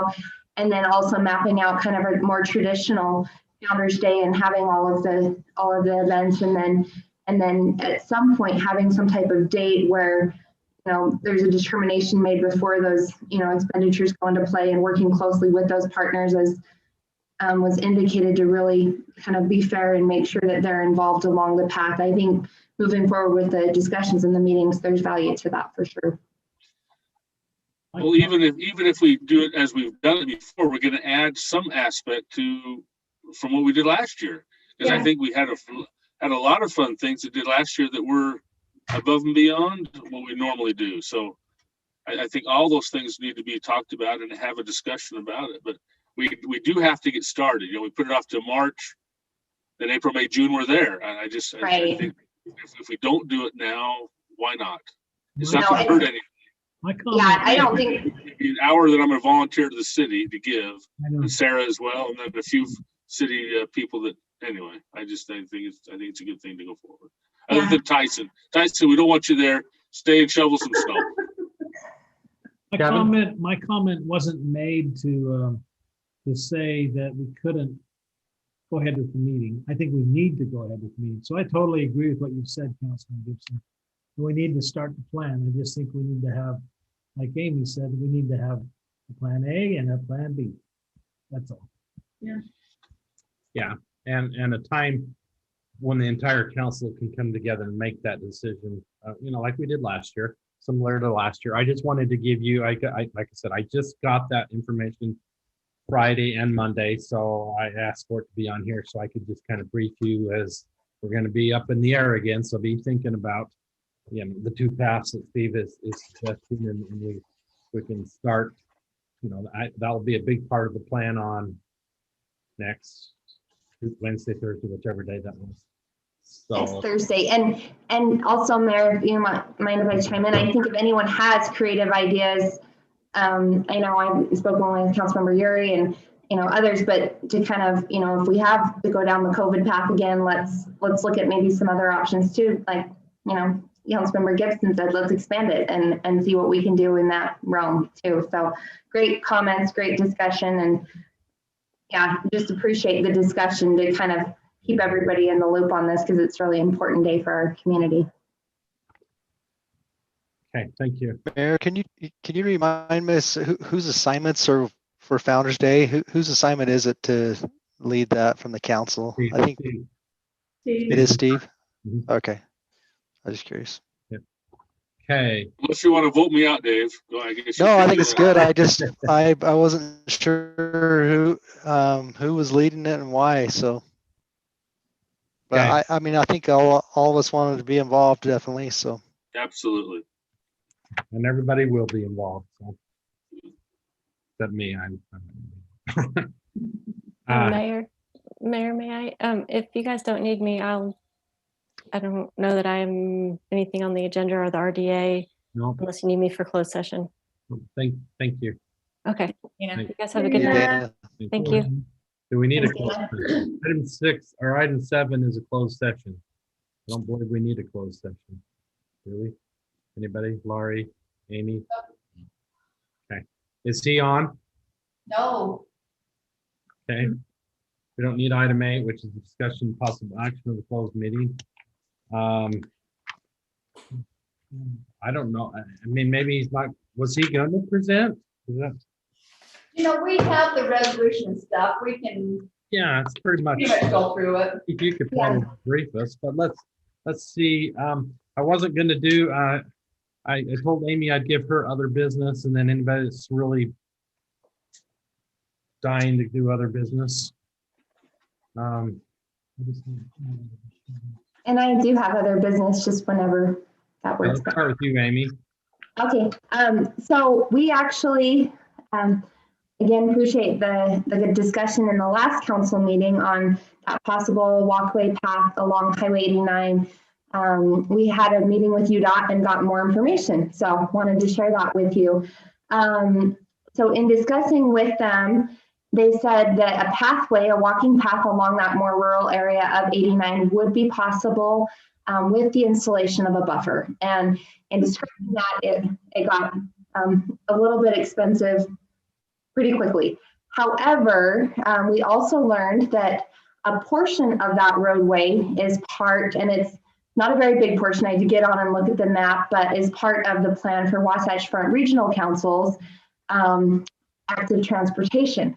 And so there may be an option to look to them to partner to see what options we have there to maybe explore that pathway. They did describe their desired buffer would include a curb, a gutter, some type of drainage solution along that path. So that's where the expense would come into play with that. Right now, they also mentioned that there really isn't in that particular area a plan to increase the speed of the highway. And so that's a really good thing too, or widen it at this point for a walkway path option. And so their recommendation was to look at that option with Wasatch Front. Wasatch Front's plan doesn't exactly meet the buffer that UDOT would like to see. So they actually have in the plan a striped bike lane. And so there would need to be some discussion and negotiation with that. But there is some option and possibility with that. I don't know if there's any questions. That's kind of the summary from our meeting, but we wanted to follow up and kind of address that. Thank you. Yeah. Could a distance be a buffer as well? I mean, if you had a 10-foot distance, is that a buffer, or does it have to be curb and gutter? I think that there could be some negotiation there. They seem to want some type of physical barrier component, but I mean, yeah, Wasatch Front's plan What if we put a bunch of chips along there, like mulch? Where would we find that? No kidding. You might know where some is, right? Can we build a mound of chips? I like your ideas. So I just wanted to know too, from the council and, how much interest do we have and continue to pursue this? We can absolutely meet with Wasatch Front and see what options, we could look at to collaborate on this. It looks like it would be out a few years on their planning, but we could at least talk with them and see what ways we might be able to work together on this. There's a door, open it up, continue, I say. I say, let's see what their plan is and see if there's an interest in partnering with us. When does it not become a rural highway? Because it's going to have development all along it pretty soon, and they'll need to put sidewalk like the rest of the highway. So curb and gutter, that's a UDOT responsibility, I would think, right? That's why it's staying a rural highway. Is they don't You asked the excellent question. They didn't serve any indication that they had plans to fund curb and gutter and sidewalk for us, unfortunately. It's less rural than the rest of the highway that's got pavement on it to the south. So yep.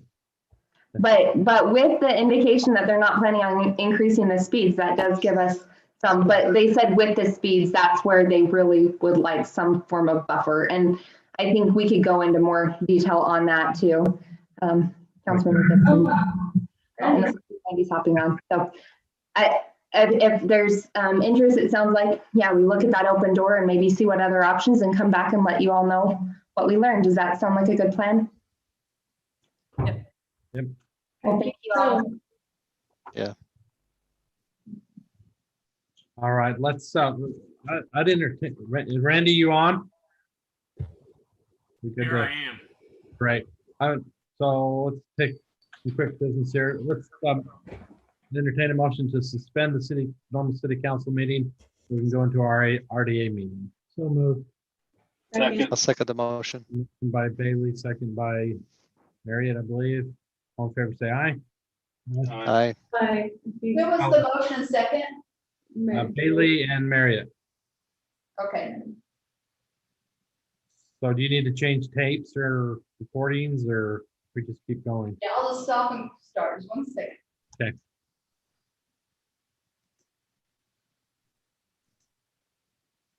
Okay. All right, we'll call to order the Pleasant View City Redevelopment Agency meeting this January 26, 2021. It is 6:44. First item is the minutes of June 9th, 2020. In your packet, I'd entertain a motion. 7:44. Oh, sorry, I've been saying the wrong time because I'm in a different time zone. So yeah, back there it's 7:44. Okay. I'll make that motion. Let me go into the RDA. Okay. That we approve the minutes of the RDA. Oh, yeah, sorry. I'll approve the minutes. Okay, good. Have a motion to approve. Do we have a second? Second. And that was Ann. Motion Bailey, second Arrington. All in favor, say aye. Aye. Okay, motion carried. Discussion and possible action to consider adopting a resolution to extend the EDA for 3 additional years. Resolution 20-21-A RDA. Laurie, Randy, whoever wants to kick this off for us. I'd be happy to. So the legislature back in last year passed a legislation that allows redevelopment agencies to extend existing project areas that were created before 2019 for an additional 2 years because of the COVID-19 and the fact that the COVID-19 had impacted businesses being able to expand or to look at expanding. And basically the legislation required that this could be done, and it needed to be done by a resolution of the RDA board. And once the resolution was adopted, then it needs to be sent to the taxing entities to let them know that you have extended your project area for 2 years. And this would be an automatic extension. And so in your case, this project area was slated to sunset the end of this year. And this would add 2 additional years for you to be able to collect the increment from the project area. Now, the key here is that it does sunset in 2 years. If there's still things that can be done, then you might be able to go in and request an extension from the taxing entities. But to do that, there's going to have to be significant reasons why you want that done. Whereas this resolution just indicates that all you need to do is make a finding that you have been impacted by COVID and then adopt the resolution. And this resolution will take that action if you move to approve it this evening. Randy, does this any funds that we gathered in the 2 years then, or does that impact those at all, or? No, you still collect the same amount of increment that you'd be collecting now. We still have those funds, and then now our agenda says 3 years, 3 additional years, but we need to change that to 2. It should only be 2-year extension. So it's 2 years from the date that it would sunset. You got another agenda in your email. Yeah, Steve. Okay. I missed it. I sorry, I called the wrong. Right. So I was just asking Lori how much money we collect each year with the EDA. And her answer was? $500,000 about. Yeah, we're excited to hear that the legislature passed this, and it was great. Laurie reached out to Randy about what we should do with this, and he brought that to our attention. And so we want, we certainly want to take advantage of that, because that's a lot of money that we can add to help in that area that we've been talking about. Mayor, this goes to that subdivision that we just approved. How much more are we going to need in there? Because would this go forward or go north further, or? Yes. Okay. And I think our resolution indicated that you would be using this money for infrastructure development, as well as marketing to businesses that might be interested in coming back into that park. So those were the findings that we made. They do meet the plan, and they do meet the budget. So you can continue to do those types of activities, and you'll be able to collect the same amount of money that you have for the last 15 years. That was my question of what the parameters were for what we were allowed to use the money for. So, Laurie, did you have a comment? No. Okay, I thought I heard you answer. No, I said mayor at the same time Steve did. Mayor, I'll make a motion that we approve the resolution 2021-A for this additional 2 years. I'll second that. Oh. Who was that? Motion by Gibson, second by Uri. Roll call vote. Arrington, Yes. Bailey, Yes. Gibson, Yes. Marriott, Yes. Gary. Yes. Okay, motion passed. Thank you. Thanks, Randy. Is there possibility of any kickback from any of the taxing entities? No, this is an Pushback. automatic, it's an automatic extension. And Okay. so you get it for 2 years, but we do need to notify them that you are extending that. And so this resolution would be forwarded to those taxing entities. Okay, Yeah, thank you. I'm sure Steve was more concerned about a kickback or a pushback than a kickback. So Did I say kickback? Pushback, sorry. Any pushback? Any He was not frustration? wasn't soliciting for a kickback. Thank you. Okay. Thank you, Randy, for joining us. You bet. Have a great night. Thanks. Thank you. Okay, I'd entertain a motion to adjourn the RDA and go back into our city council meeting. So So moved. moved. That sounded like Arrington first, Marriott second. All in favor, say aye. Aye. Okay.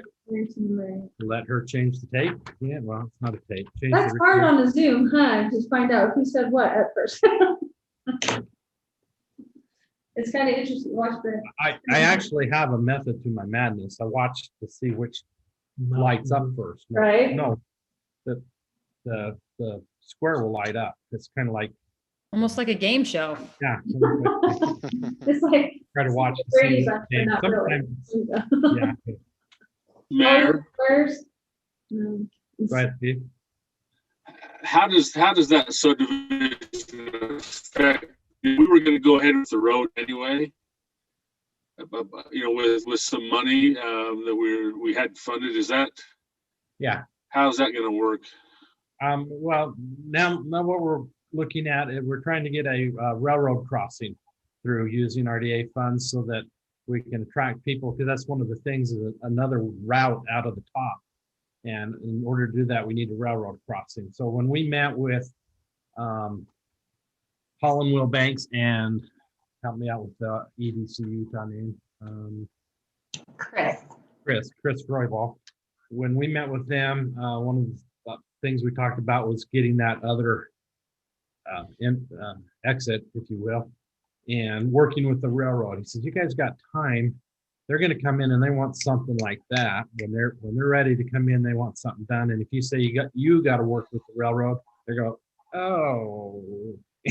So I asked if we could use RDA funds to accomplish that, and they said that would be an excellent use of RDA funds to get that, so it's more shovel ready. Well, we had WACOG funds though for the road, didn't we?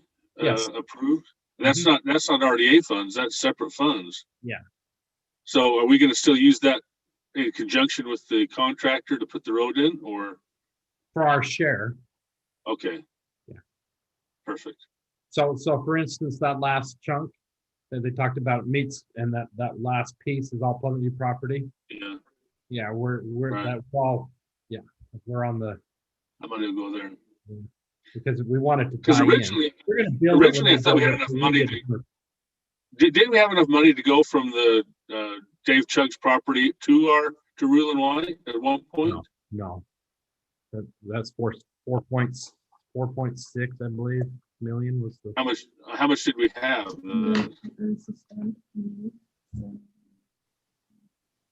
Anyway, sorry. I'm sure the tape started. Go ahead. Sorry, man. Yeah. Okay, so we're back in a regular meeting. Amy, did you have more you want me to cover?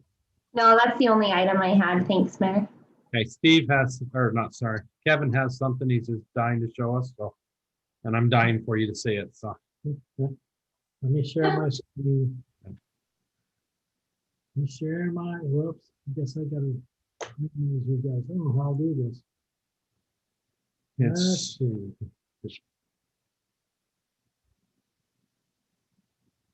Yeah. Never shared the screen, so I don't help you there. Sorry, I messed up. Apparently he hasn't either. Yeah, I've shared my screen lots, but I just need to make you guys bigger.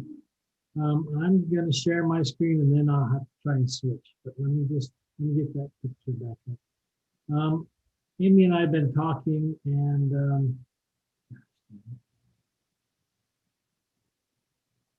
okay, now I'll share.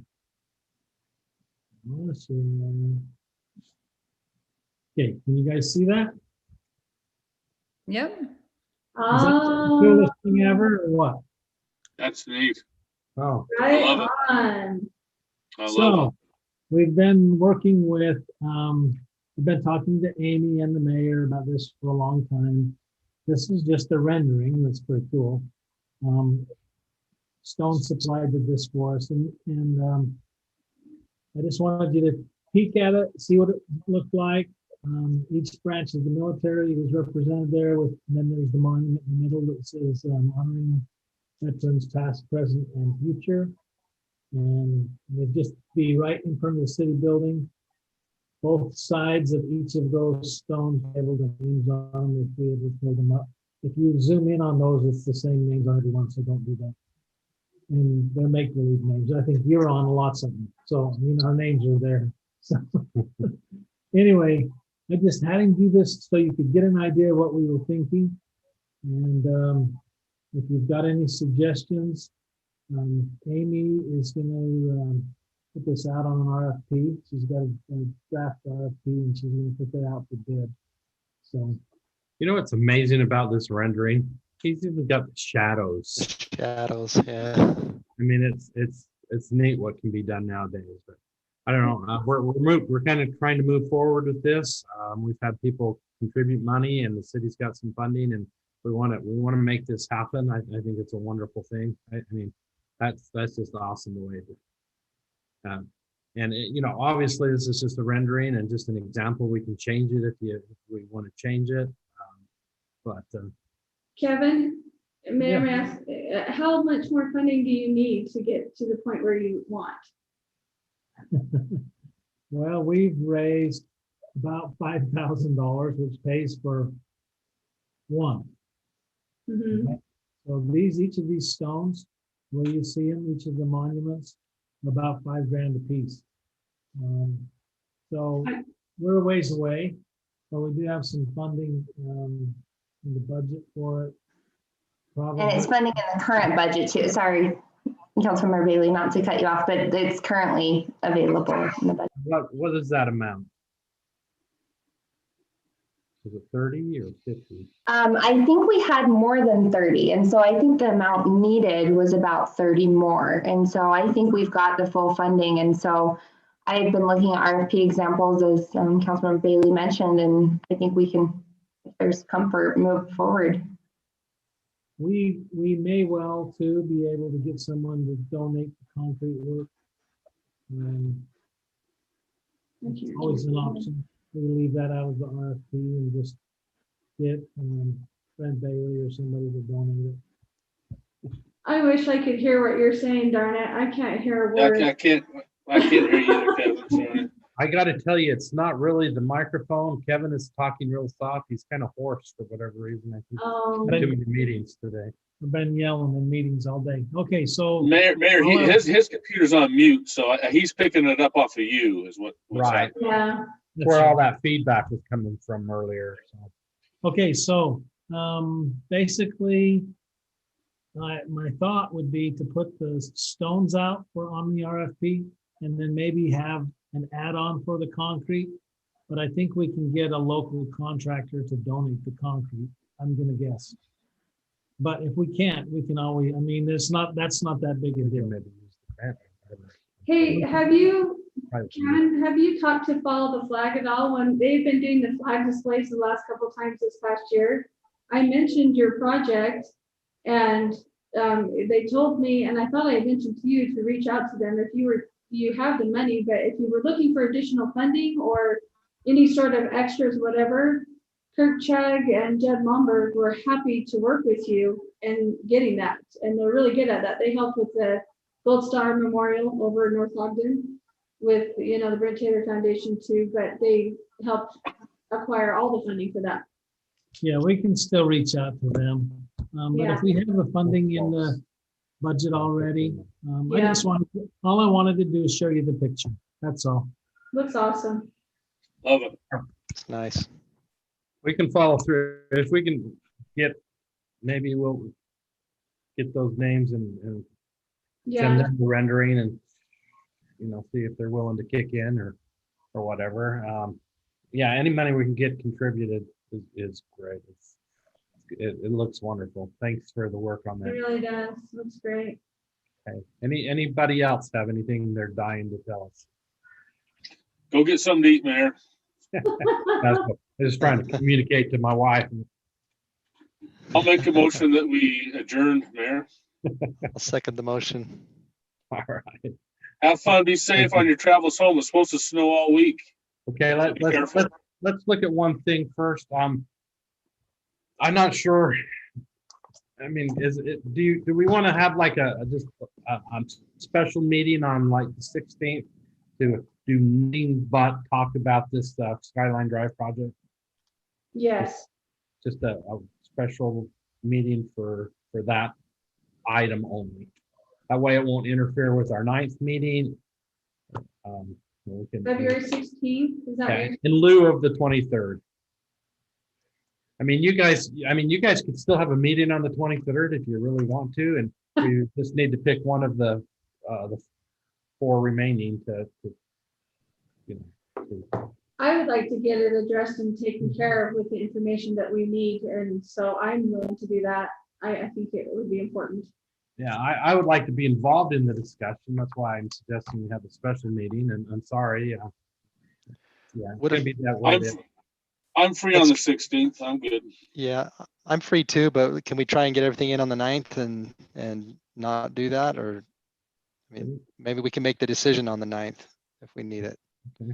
So you're saying let's put it on the agenda for the 9th, and if we get If we have all the information we need, yeah. Okay, let's see what we can do then. All right, thank you. So we had a motion to adjourn. All in favor, say aye. Aye. Aye. Aye. All right, we're adjourned. Thank you. Thanks, everyone. You guys. Night.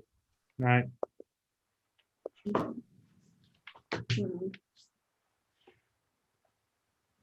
Join.